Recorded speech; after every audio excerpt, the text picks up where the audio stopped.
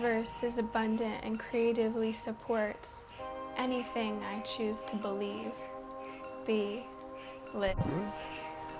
And my ego is still struggling to trust this. I am upset because I see something that is not there.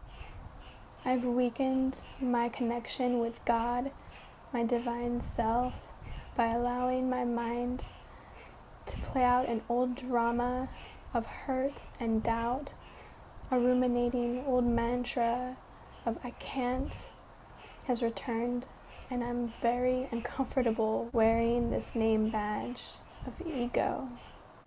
Right out in the open, I am faced with the need to make big decisions. But after a notification, the illusion of security vanished. And here I am, responsible for my participation in the game of life. A game with no guarantee or promise, except that the price for life has already been determined. We all pay the same price for life, and what you do with your life is up to you. I create stories that are not true.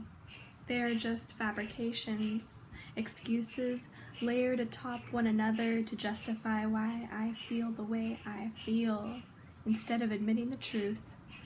I have begun immobilizing myself with all of these excuses for such a long time that I've come to believe them. And my endless complaints and self-pity and sadness and resentment are these blobs that have me hooked and feeding energy into them. Like cancerous tumors, the more I keep feeding them, the more they infect my perception of reality, and then I'm suddenly trapped. I'm trapped by the illusion that I keep hiding behind. I cling to all the old beliefs that I haven't bothered to change, the personal contract I made with myself, my spiritual contract, no longer on display. No one from my recent past here to kick me in the ass. There I go, crying out, I wish I had a mentor to help me! But it's not helping me out here. I heard a loud and clear voice say to me, you are your mentor. And I felt warmth gush through my every cell, emanating from my heart outward, washing through me, and crystallized psychedelic geoprisms fractalize deep within my energetic third eye. As I lay in the dark on the floor, meditating, I feel both reassured and awestruck that my greatest security is my intuition. So yeah, the deal is that my ego is this big overarching lesson, one that is fighting me against my love and my inner happiness. This judge, this critic, traps me with all of this life is unfair BS.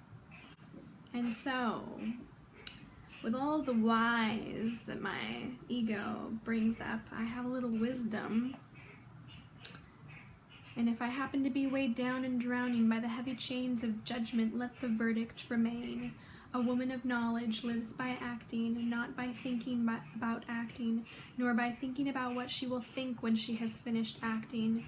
She knows that her life will be over altogether too soon. She knows because she sees that nothing is more important than anything else. Thus a woman of knowledge sweats and puffs, and if one looks at her, she is just like any ordinary woman, except that the folly of her life is under control, nothing being more important than anything else. A woman of knowledge chooses any act, and acts it out as if it mattered. To her, her controlled folly makes her say that what she does matters, and makes her act as if it did, and yet she knows that it is doesn't. So when she fulfills her acts, she retreats in peace. She retreats in peace. And whether her acts were good or bad, or worked or didn't, is in no way any part of her concern.